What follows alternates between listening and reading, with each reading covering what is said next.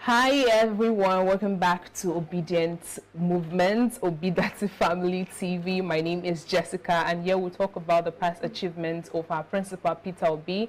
This is Go and Verify, and it's always an exciting moment to be here talking about the amazing things that Peter Obi has done. And if you've been following our show, you know that this is not the only beautiful face in this show. We have another beautiful face, Sharon. Welcome, my co-host. The confidence you are exuding. Yeah, it's given, right? It's Sharon Enemchukwu, and I'm so glad to be back. I love your top. You look so good in it. And we're like black and white. Yeah, things are right, right? Yes. Okay, I see that you're really excited this morning. Oh my God, Can you really update me on this Naira issue? Because I always want to talk about it, let people know which stage you are at the moment. Okay, I am not excited because of the situation on ground right now, because the Naira issue is still an issue. I was coming to work today, and the crowd at different banks, right?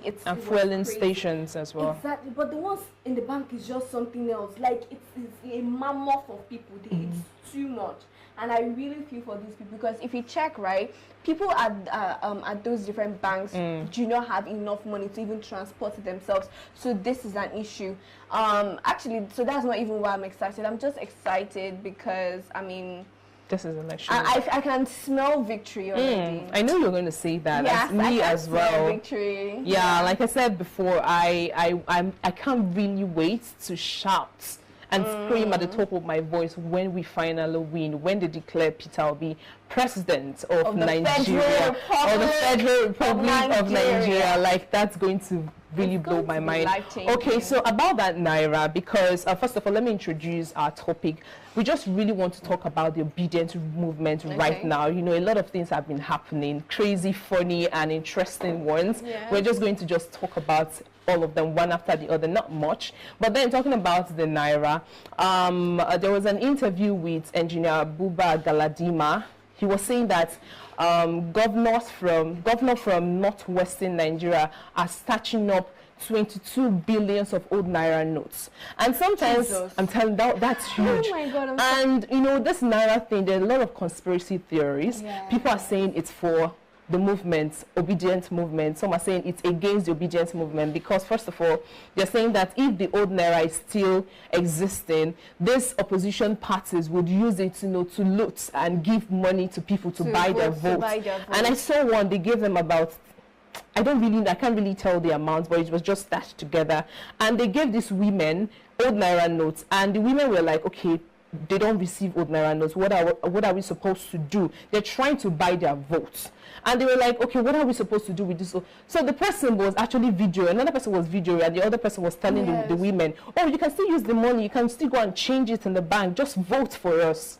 So I don't know if this conspiracy theory thing is really against or for this election, because I kind of feel like Buhari somehow, of which I'm not so sure, Buhari is kind of a support of Peter Obi, because he has done a lot of mess. I mean, he needs a savior to save Nigeria from this state that it is at the moment. What do you think? Okay, because talking about the conspiracy, like the theory surrounding the whole new and old Naira notes, there is just so much. I've heard like the craziest things. Yes, a lot of them. The craziest things. I was just on my own the other day, and I heard these people talking, right? And they said that the reason that they brought this new Naira notes and everything is because the current president of Nigeria has accumulated so much debt that he wants everybody to put their money in their account so that he can pay off China.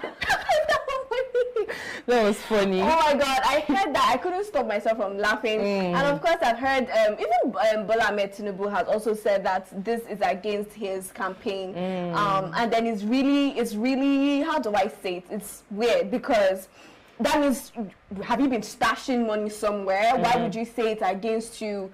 And then let's look at what the candidates have said. I saw a picture that was trying to tell us what each candidate from different parties were saying. Atiku was saying that this is not a good idea. The new Naira notes, it's against them. Bola Ahmed Tinubu was saying it was actually only Mr. Peter Obi that said that Nigeria should bear with the with CBN and the federal government, and that it's a good policy and whatever.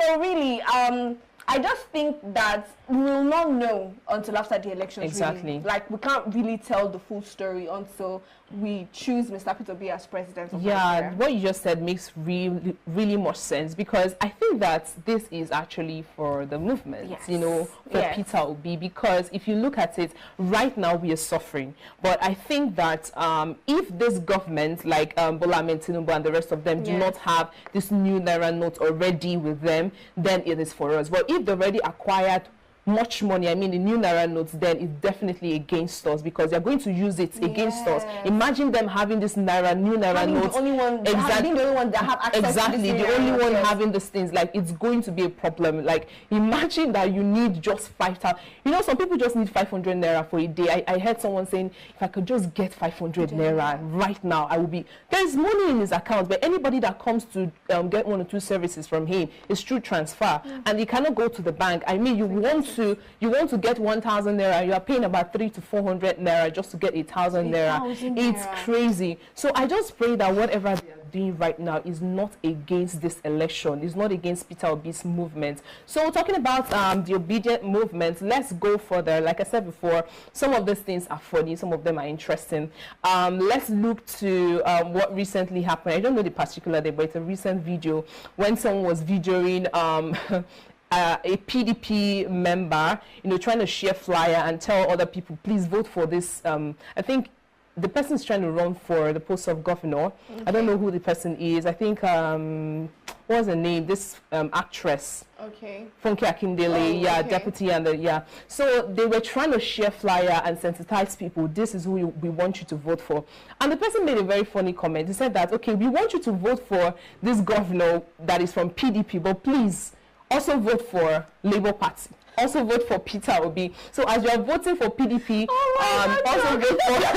also vote for Labour Party. So it's just as if we are the winning team. Yes, it's funny. As I said, it's funny. Like, people are not. I feel like people are. They're so sure that this victory is ours already. So like the confidence is diminishing. They can't contest it. They can't exactly. Like, it's crazy, because if you go to some states that the campaign is ongoing, you see that if PDP or APC come there, everybody will be clamoring or be singing and be shouting and be screaming Labour Party, Peter Obi. So you don't even know where to start from if you're in this opposition party. Join the winning team. And that is what they're trying to do. But I really hope that this works out for good. Let me put it that way, because these are the same people that have put us in the situation that we found ourselves in for years. So I don't care if you are decamping to Labour Party. I only care if you are corrupt or not corrupt, because it's not Labour Party, right? Is not a saint party. You have people to be there, fine and good. You have that. There's still bad people there. There can still be bad people. Do you understand me? So I don't think after Mr. Peter Obi comes there, so this is a discussion for another day. After Mr. Peter Obi becomes the president of Nigeria, we need to start letting these people know that, look, we are not voting party. We are voting credibility. We are voting people that are capable. We are voting capacity for real. And that is just what I want us to be able to achieve. But that is only after Mr. Peter Obi actually wins this election. True. So about the campaign in Borno State, about 100 or even more than 100 of people, they campaign from AP, what they call PDAPC. APC and PDP. Like you said, it's not all about the campaign, right? What we are waiting for is when Peter will be declared president of Nigeria, and whether you are decamping or not, this is a normal thing when it comes to party thing, right? When you see the winning party, you just fly from this place and then you come into this place. No, we don't want that again. So that is not really what we are looking after or what we are interested in. We are interested in victory. So before we go further to other interesting things that the obedient movement have been doing so far, let's go on a very, very, very short break. When we come back, we dive deeper.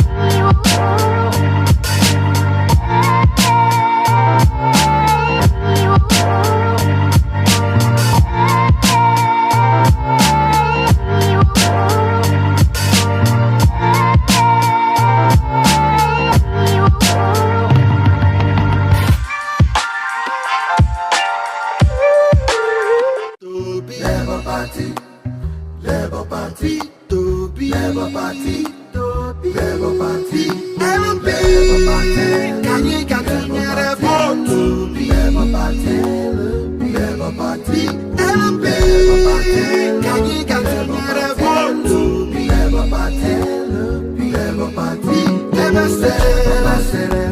papa na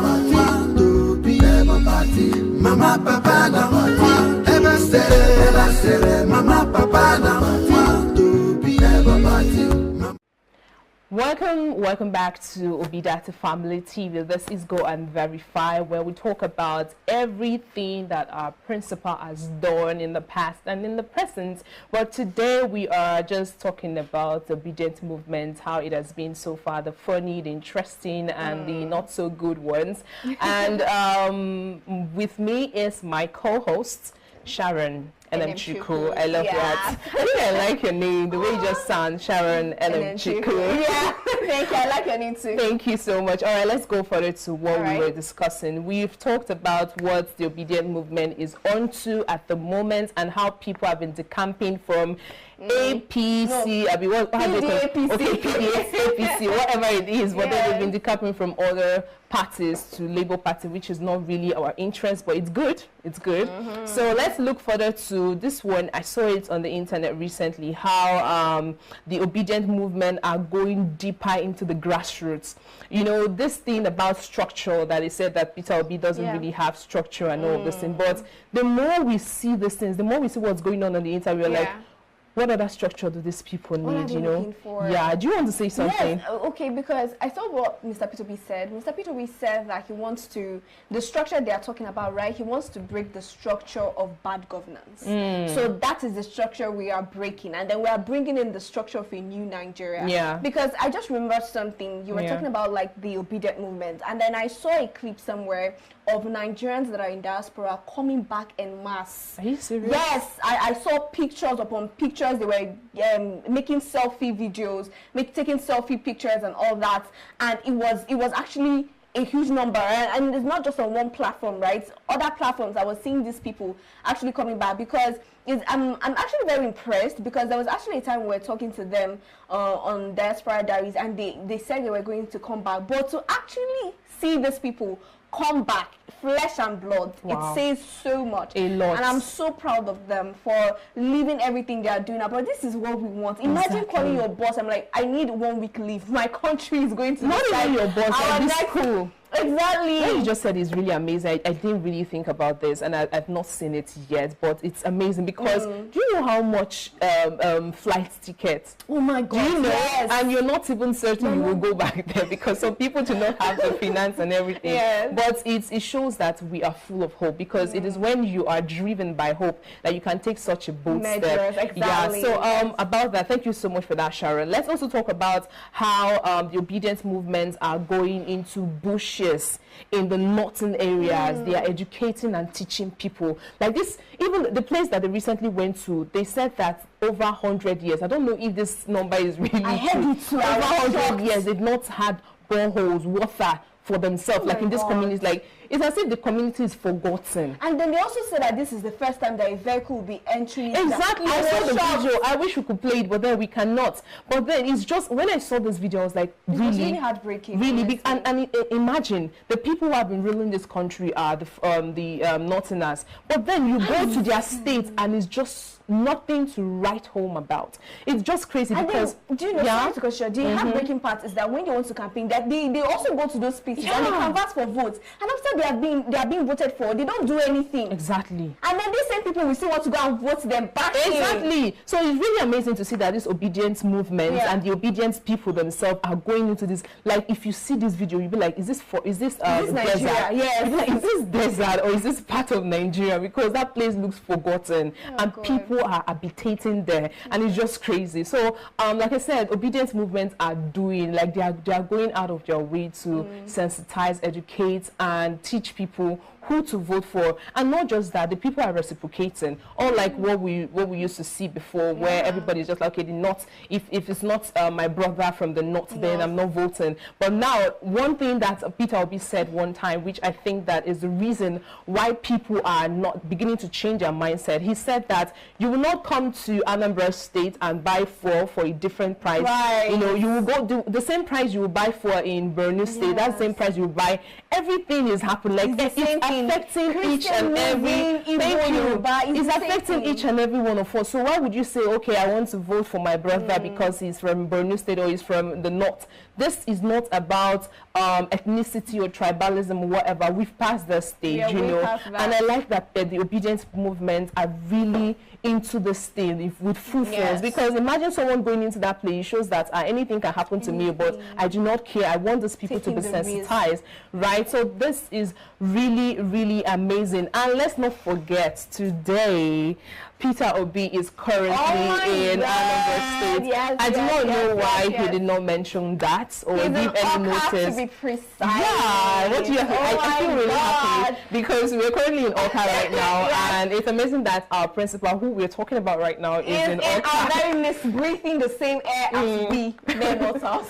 So what do you? What do you have to say about that? Incredible. I don't know why he didn't announce it, but that's the flex about Peter Obi. He doesn't even need to announce his presence. His reputation precedes him. I mean, I didn't even know that he was going to come, and can you see the crowd? Exactly. I wish you wasn't prepared. It wasn't paid for. It wasn't announced. It wasn't nothing, and then you could see.